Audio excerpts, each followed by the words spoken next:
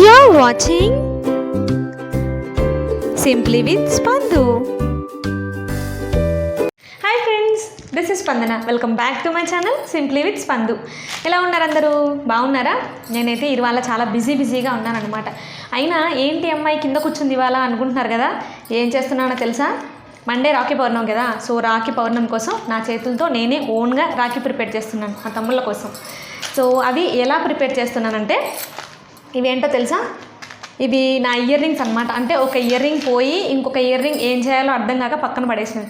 వాటితో ఇవాళ చేయబోతున్నాను. ఇంకొకటి ఏంటంటే ఇది పాత డ్రెస్ డిజైన్ అనమాట. సో దానికి ఒక చిన్న నెక్ డిజైన్, అది ఎలాగో ఓల్డ్ మోడల్ అయిపోయింది. సో వాటికున్న తణుకులు ఉంటాయి కదా. సో ఇలాంటివి ఈ మెటీరియల్ యూజ్ చేసి ఇవాళ రాఖీ తయారు చేయబోతున్నాను.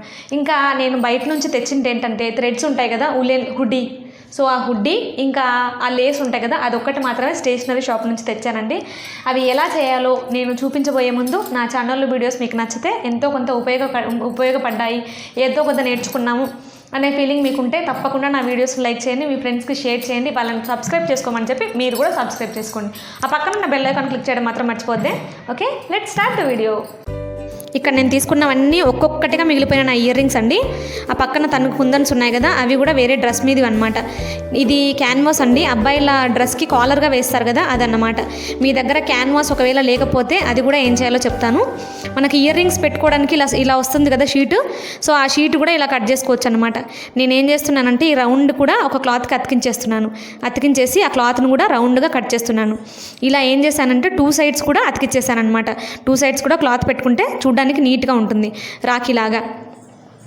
సో ఇలా రౌండ్గా కట్ చేసిన తర్వాత నేను ఇందాక చూపించాను కదా, ఇవి నేను ఆల్రెడీ ముందే పెట్టుకున్నానండి, కట్ చేసి పెట్టుకున్నాను.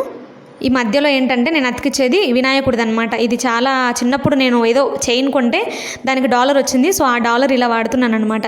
ఇప్పుడు నేను చుట్టూ వేసేది ఏంటంటే స్టోన్ చైన్ అనమాట. ఎంబ్రాయిడరీ చేసే వాళ్ళ దగ్గర తప్పకుండా ఇది ఉండాలండి. దీంతో మనం ఇయర్ రింగ్స్ కూడా చేసుకోవచ్చు.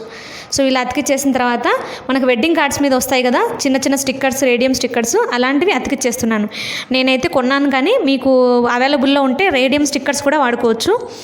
యాక్చువల్లీ నేను దాని మీద గమ్ము ఎక్కువగా పెట్టినట్టు అనిపిస్తుంది కదా మీకు.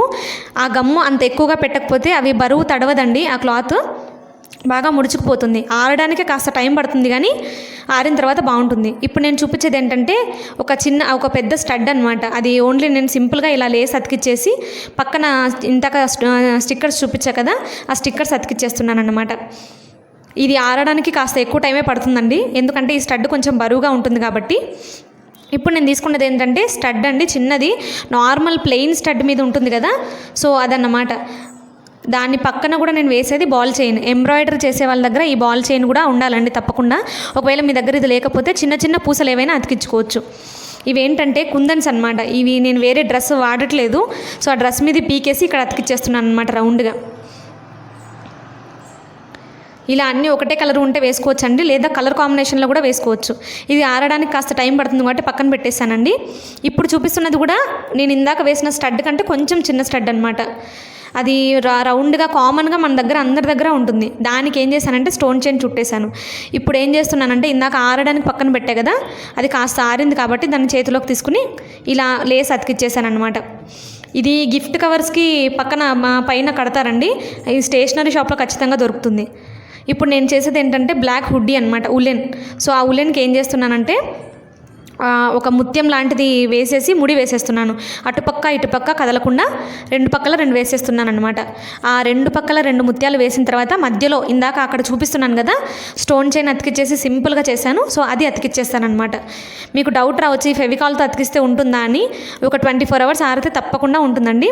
సో ఇప్పుడు ఆరింది కదా, దీన్ని కూడా లేసేసేసాను. ఇప్పుడైతే 4 రెడీ అయిపోయాయి. ఇది వినాయకుడిది అనమాట. సో ఇంకా ఆరలేదు, ఆరితే గమ్ము అసలు కనిపించదండి మీకు. ఇలా ఉంది. ఇప్పుడు నేను చూపించిన 4లో మీకు ఏది నచ్చాయో నాకు కామెంట్ ద్వారా తెలియజేయడం మాత్రం మర్చిపోవద్దు. అలాగే నా వీడియోస్ మీకు నచ్చితే, ఇన్ఫర్మేటివ్గా అనిపిస్తే తప్పకుండా లైక్ చేయండి, షేర్ చేయండి, సబ్స్క్రైబ్ చేసుకోవడం మాత్రం మర్చిపోవద్దు.